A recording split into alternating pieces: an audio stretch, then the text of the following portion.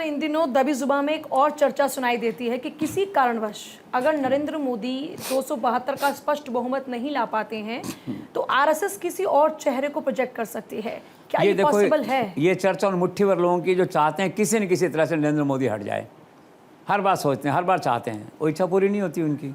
उसमें पत्रकार भी हैं, राजनेता भी हैं, खुद बीजेपी के भी 2-4 लोग हो सकते हैं। तो ये चर्चा वही लोग चला रहे हैं इस तरह की।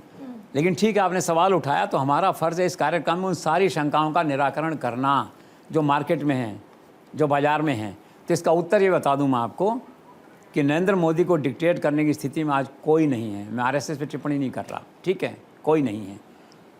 वो अपने आप में एक स्वतंत्र सार्वभौम सत्ता है। 140 करोड़ लोगों का नेतृत्व उनके पास है। He is a born leader, he is a natural leader. और रही बात आरएसएस की, तो पूरे सम्मान के साथ मैं कहना चाहूँगा कि आरएसएस के सारे सपने किसने साकार किए? नरेंद्र मोदी ने। 370 का सपना, 1991 में गए थे झंडा फहराने, लाल चौक का सपना, श्रीनगर का सपना, ठीक है, राम मंदिर का सपना, फिर यूसीसी का सपना, फिर आगे कृष्ण मंदिर की बात चल रही है, विकसित भारत का सपना, पार्टी को संसाधन जुटाने का सपना किसने किए?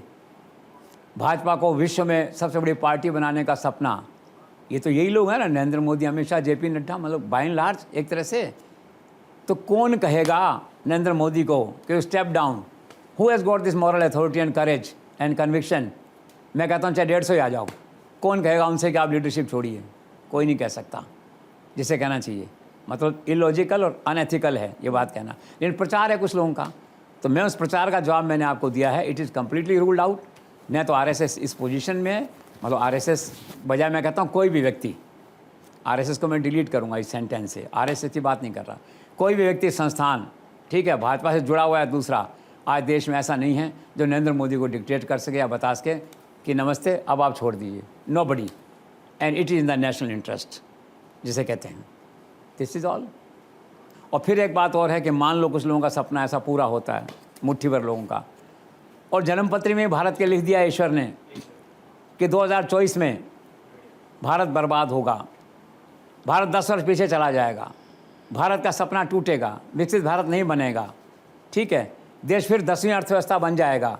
अगर नीति ने लिख दिया है तो ठीक है, फिर ईश्वर की इच्छा है। लेकिन फिर नरेंद्र मोदी को ऐसे लाओगे जैसे अयोध्या में हुआ था, राम आओ, ठीक है ना, फिर ये होगा नरेंद्र मोदी आओ। एक तरह से मैं तो एकेडमिक डिस्कशन कर रहा हूँ आपसे जो है। तो कुल मिला के राष्ट्र का हित और सब इसी में है कि हम छोटी छोटी बातों को छोड़ के एक सशक्त भारत आज जो बना है, मैं लोकतंत्र में विपक्ष की अथॉरिटी को कम नहीं कर रहा, वो नहीं कह रहा आपसे, पर वास्तविकता है कि आज इतना अच्छा चल रहा है देश के अंदर। आपके कोई मतभेद हैं तो आप उनको दूर करिए, ये बात मैं दोनों पक्षों से कहता हूँ, लेकिन भाई राष्ट्र के नेतृत्व से छेड़छाड़ मत कीजिए इस समय। This is all. तो कोई चांस नहीं ऐसा कि कोई ये कहे कि बहुमत नहीं है तो आप ये करिए वो करिए। Ruled out.